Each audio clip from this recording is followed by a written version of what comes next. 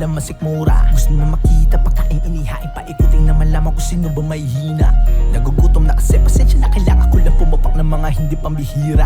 Mga tulad mong kala mo naman legit, gumigembeng, hindi ka tatagos, buti pa eliminate pa. Talaga namang mainit pa sa bugan ng mga nilalang na hindi na sinagan ng araw. Mga gustong masagian ng ilaw, sabing patama sa mga palakpakan. Mga tira pasok papakisamahan, kala pag may pakinabang. Hanggang sa maitsa pera na tuloy ang kanila makalimutan. Di lulutang pag ikaw na malunod sa kahirapan.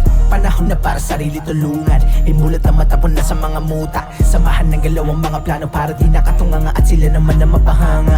Kung akala mo tanaw mo na dumali ka, lawakan mo pa ng tingin kaibigan. Oportunidad din na sa paligid mo lang, kaya sige pumalag-palag ka lang. Huwag kang mapapagod, kalmahan mo lang tol. Di na para patunayan mo sarili mo.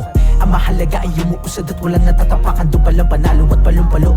Pagkataong nagbabago, bagos lalo lumalalo. Parang taon na nahulog tapos biglang nakaahon. Enerhiyang nakabalot, positibo at solido. Impluensya kung sa tao parang tato. Nagmamarka, di nabubura.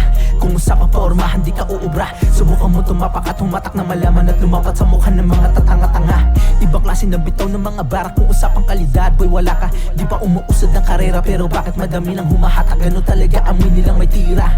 Balang araw sigurado mahanay sa mga alam at pati sa mahuhusay. Mananatili lang gutom, hindi po pwede mabusog. Lahat ang sulat ko patok, nakakagising ng tulog. Panigurado aalog, maririnig ko sa tunog kapag ako kumalabog. Kahit saan ka dumalubasag sa ulap na damo, maghihimay pa ng walo papunta sa ibang mundo. Imahinasyon na ba to?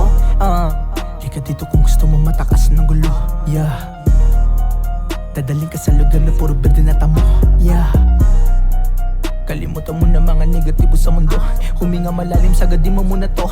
Mga tamang natamo, piraso ng upos. Ang patunay na sarili mo lang at tutulong sa iyo. Tumingin sa salamin, kilala mo pa ba kung sino yung ligaw na taong nasa harapan mo?